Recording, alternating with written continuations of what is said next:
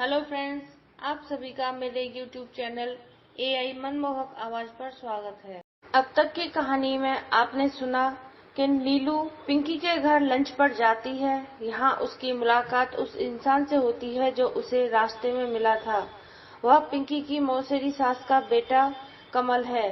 वापस लौटते हुए देर होने पर न चाहते हुए भी कमल उसे छोड़ने के लिए आता है। अब आगे जाकर कमल ने गाड़ी रोक दी और मैं चौंक गई। फिर ड्राइविंग सीट से बाहर निकलकर उसकी साइड का डोर खोल दिया।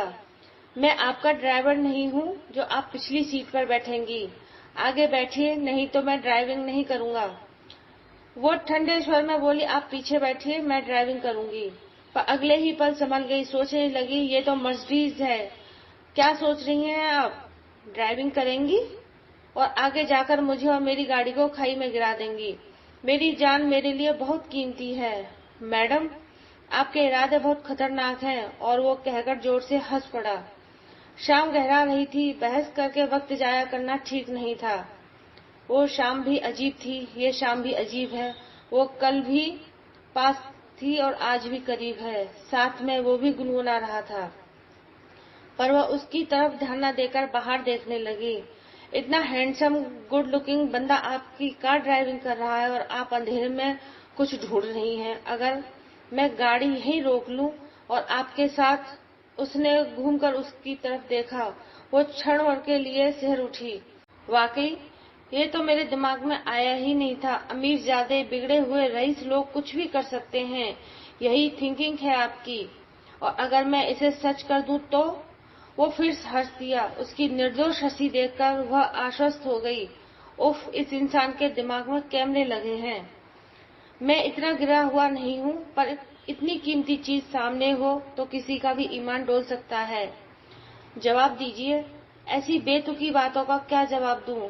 मन में सोच रही थी, गाड़ी तो इतनी धीमे चला रहा है, ऐसा लग रहा है कि रात के 12 बजा देगा। मुझे पिंकी का कहना मानना ही नहीं था। ऐसे दोस्त हों तो दुश्मनों की क्या जरूरत है। पर वह चुप थी। बस आज घर पहुंच जाऊं तो फिर मैं कभी भी इसके घर नहीं जाऊंगी। जानती है मैं इतनी धीरे गाड़ी क्यों चला रहा हूँ? क्योंकि मैं चाहता हूँ कि काश ये सफर खत्म ही ना हो।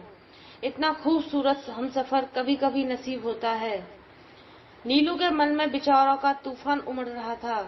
लगता है इसका काम यही है कि लड़कियों को घुमाना और उनका इस्तेमाल करके उन्हें छोड़ देना। और मुझे शायद 16 साल की लड़की समझ रहा है। इसे पता नहीं कि मैं दुनिया के हर रंग से वाकिफ हूँ। चलिए, आपकी मंजिल आ गई और मेरी भी। उसे देखकर मुस्कुराया, पर अपना मोबाइल निकालकर टाइम देखा तो रात के 8 बज रहे थे। मुझे यहीं छोड़ दीजिए, मैं यहाँ से पास में ही रहती हूँ। कितनी पास में?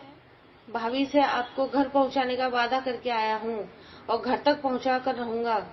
अजीब जबरदस्ती है, उसने मन ही मन सोचा। वो उसे अपने घर का एड्रेस नहीं बताना चाहती थी। नहीं, मैं चली जाऊंगी। वो फटाफट गाड़ी से उतर गई। घर का एड्रेस बताने से कौन सा मैं आपके साथ लिव इन में रहने चला जाऊंगा। नीलू उससे पीछा छुड़ाना चाहती थी, इसलिए ना थैंक्स कहा ना पीछे देखा। वो तेजी से चल रही थी। उसे डर लग रहा था कि कहीं कमल उसका पीछा न कर रहा हो। 10 मिनट तेज चलने के बाद उसने रुककर देखा कि उसके पीछे कोई नहीं है। तब उसकी जान में जान आई। काफी ठंड हो गया था। घर पहुंचकर लॉक खोलने लगी। अब वो जल्दी से चेंज करने के साथ मुंह धोकर बस बिस्तर पर लेट जाना चाहती थी। आज का सफर बहुत थका हुआ देने वाला था। ऊपर से ऐसे इंसान का साथ। पता नहीं कौन सी घड़ी थी जो मैंने उसके साथ आने के लिए हाँ कह दी। चलो, अच्छा हुआ बला टली। अचानक तभी पीछे से आवाज आई, अच्छा तो यहाँ रहती हैं आप? आवाज सुनकर उसके प्राण सूख गए। चाबी हाथ से गिर गई। जल्दी से पीछे घूमी तो लड़खड़ा गई। ऐसा करते हैं, आज रात में यहीं रह लेता हूँ। नीलू को बहुत तेज गुस्सा आ गया। आपने मुझे समझा क्या है? मैं उन लड़कियों से नहीं हूँ जो आपके आगे पीछे घूमती होंगी। मुझे परेशान मत कीजिए, जाइए। यहाँ लोग सुनेंगे तो बेकार में बात बनाएंगे। मैं जो आपके आगे पीछे घूम रहा हूँ उसका क्या? वो उसके करीब आ गया। कुछ बताएंगी उसके बारे में? कौन किसे परेशान कर रहा है? और वो दीवार से चिपककर सीटी बजाने लगा। इतनी ठंड में एक कॉफी पूछनी तो दूर, मुझे धक्का दे रही है। रात काफी हो गई है, आपको अब वापस जाना चाहिए, नीलू ने कहा। ये लीजिए आपकी चाबी। उसने उसके हाथों में अपने हाथों में पकड़ लिए। अगर मैं जबरदस्ती आपके घर में घुस जाऊं तो मैं पुलिस को कॉल कर दूंगी। अच्छा, पुलिस आएगी तो आप उनसे क्या कहेंगी? मैं कहूंगी। उसके हाथ तभी भी कमल के हाथ में थे। उसने झटके से अपने हाथ छुड़ा लिए। वो अंदर गई और डोर लॉक कर लिया। अजीब इंसान है, चांस मार रहा था, वो बड़बड़ाई। फिर हाथ मुंह धोकर कपड़े चेंज किए, नाइट गाउन पहनकर कॉफी बनाई, मग में डालकर बेडरूम में आ गई। अपने आप से बोली कॉफी पिला देती, पर उसका कोई भरोसा नहीं, बड़ा दिल फेंक है। कॉफी पीकर फोन चेक करने लगी तो पिंकी का मैसेज था, पहुंच गई तुम सही सलामत, और हंसने के इमोजी चिपका रखे थे। बहुत गुस्सा आया उसे इमोजी देखकर। उसने जवाब में हाँ लिखकर छोड़ दिया। अब नींद आई, कुछ पता नहीं चला। सुबह उठी तो शांति से काम करवाकर ऑफिस चली गई। रास्ते में उसे कमल का ख्याल आया। उस ख्याल को उसने दिमाग से झटक दिया। ऑफिस में ढेर सारा काम था। अगले हफ्ते स्टेट के लिए इन्वेस्टर्स की मीटिंग थी, उसमें भी जाना था। आशा दीदी का फोन आया, नीलू तुम मेरे पास नहीं आई, बच्चे तुम्हें बहुत याद कर रहे हैं। सॉरी दी, बहुत सारे काम है इसलिए नहीं आ पाई, टाइम मिलते ही आऊंगी। दोनों को ढेर सारा प्यार देना मेरी तरफ से। उन्हें कहना मासी बहुत मिस कर रही है तुम दोनों को। दीदी से बात करके उसका मन हल्का हो गया। घर पहुंचकर उसने देखा उसके फोन पर पिंकी की मिस कॉल थी। मैं वापस कॉल नहीं करूंगी, उस मुसीबत को इसने ही मेरे गले डाला था। बचपन की सहेली है तो क्या हुआ, कुछ भी करेगी। तब तक पिंकी का कॉल भी आ गया। कैसी है तू? ऐसा नहीं कि कॉल करके सहेली का हालचाल पूछ लूं। नहीं, मैं ठीक हूँ। ऐसी बात क्यों कर रही है बुझी बुझी सी? कुछ नहीं यार, अभी ऑफिस से लौटी हूँ, सिर बहुत भारी हो रखा है। चल ठीक है, बढ़िया से अदरक वाली चाय बनाकर पी ले, वाम सिर पर मल और सो जा, आराम मिलेगा। अच्छा एक बात सुन, कमल तेरी बहुत तारीफ कर रहा था। मैं चुप रही। उसने बात बदल दी। इधर उधर की बातें करके बाद में पिंकी ने फोन रख दिया। नीलू सोचने लगी, बकवास आदमी, झूठा कहीं का, मेरी तारीफ कर रहा था, पर क्यों? पूरा हफ्ता थका देने वाला था। इन्वेस्टर समिट किसी भी स्टेट के लिए बहुत बड़ा मौका होता है। पूरे स्टेट व ऑल इंडिया से बड़े बड़े लोग इनवाइट थे, कुछ लोग बाहर से भी आए थे। मंडे ट्यूसडे 2 दिन का प्रोग्राम था। नीलू ने pink gold shade, golden border, cotton silk की प्लेन साड़ी पहनी, कानों में गोल्ड के ईयररिंग, पिंक कलर की बिंदी लगाई, हाथ में घड़ी पहनकर अपने लंबे बालों को हल्की चोटी में गूंथ लिया। फिर मिरर में देखा, अरे कहीं ऐसा तो नहीं लग रहा कि मैं किसी फैशन परेड में जा रही हूँ। आश्वस्त होकर वह चल दी। प्रोग्राम में सब लोग आने शुरू हो गए थे, नाम पुकारे जा रहे थे। तभी उसे सुनाई दिया, कमल बांधवा। बांधवा ग्रुप के सीईओ न चाहते हुए भी नजर उधर चली गई। ओ गॉड, ये मैं कैसे भूल सकती हूँ कि बांधवा ग्रुप का सीईओ, इसे यहाँ इनवाइट किया जाना कितना इम्पोर्टेंट है। इतने बड़े एम्पायर का मालिक यहाँ नहीं तो कहाँ होगा। आज तो बंदा एकदम चेंज दिख रहा था। ब्लैक पैंट शर्ट, उसके ऊपर ग्रे शर्ट और ब्लेजर, चेहरे पर गंभीरता ओढ़े पर आंखें ऑलवेज खुशनुमा, बताने की जरूरत नहीं है कि वो बहुत ही गजब का लग रहा था। हैंडसम नौटंकीबाज, आज कैसा लग रहा है। इसकी हरकतें जिसने करीब से देखी होंगी वही समझ सकता है कि कितना घटिया और चंचल है। पर जब कमल बांधवा ने स्पीच दी तो नीलू प्रभावित हुए बिना नहीं रह सकी। सोच रही थी, टैलेंट तो है, पर मेरी बला से मेरे साथ इसका बिहेवियर बहुत बुरा था।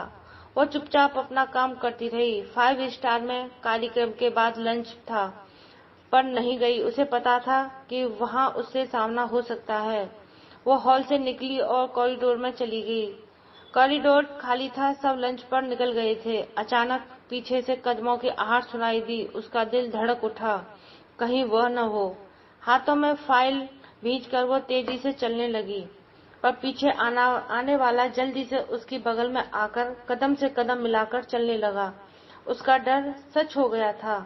इतना क्यों डरती हो मुझसे? तुम क्या सोच रही थी कि छिप जाओगी मुझसे?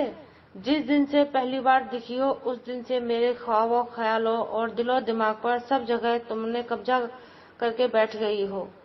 वो धीरे से उसके करीब आकर बोला। नीलू सोच रही थी, एक दिन की मुलाकात के बाद सीधे आप से तुम पर आ गया। दुनिया के लिए राजकमल, तुम्हारे लिए सिर्फ कमल हूँ, बंदा जो तुम्हारे एक इशारे पर तुम्हारे कदमों में बिछ जाएगा। Only yours. वो धीरे से फुसफुसाया। वो कुछ नहीं बोली, चलने लगी, क्योंकि यहाँ कुछ कहने से तमाशा हो जाता। पर कमल ने तो जैसे कसम खा ली थी उसे तंग करने की। नीलू सोच रही थी, यहाँ कॉरिडोर के कैमरे लगे हैं, मेरी ना सही पर इसे अपनी इज्जत का तो ख्याल होना चाहिए। कॉरिडोर के कैमरे के बारे में सोच रही हो ना? अगर ये कमबख्त न होते तो अब तक मैं तुम्हें बात अधूरी छोड़कर वह हंस दिया। ये तो लगता है जैसे मेरे दिमाग में ही बैठ गया है। नीलू अपने दिमाग से उलझने लगी। ऐसी भी क्या नाराजगी? आज तो तुम गजब ढा रही हो। इतनी तैयार होकर के आई हो? क्या मेरे लिए आई हो? तो समझो तुम जीत गई। आज तो तुमने मुझे घायल कर दिया। जी तो चाहता है कि तुम्हें बाहों में लेकर चलो, जाने दो। तुम तो हर बात पर नाराज हो जाती हो। जाइए, लंच का टाइम निकल रहा है। बड़ी मुश्किल से नीलू के मुंह से निकला। वहां भी मैं जाकर खा सकता हूँ, पर तुम्हें हाथ से नहीं जाने दूंगा। अभी कहाँ जा रही हो? 2 दिन तक तो हम सफर में हैं। वो मुस्कुराया। इतने में कमल को किसी ने रोक लिया। जब वो बात करने में बिजी था तो वो उसकी नजर बचाकर वहां से निकल गई। बाद में इतनी भीड़ हो गई कि यहाँ पर वह उसे तंग नहीं कर सकता था। शाम को जब वह निकली तो हल्की बारिश हो रही थी। सड़क पर गर्मा गर्म भुट्टे सिक रहे थे। उसका मन किया कि भुट्टे खा लूं, पर अगले ही पल कमल का ख्याल आ गया तो उसने जल्दी से घर पहुंचना ही बेहतर समझा।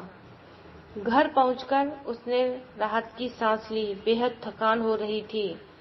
शांति बोली, मैम साहब, खाना बना दिया है, मैं भी घर जाती हूँ, बच्चे इंतजार कर रहे होंगे। शांति, बच्चों के लिए कुछ खाने को लेती जाना। शांति को कुछ रुपए दिए। शांति इमोशनल हो गई।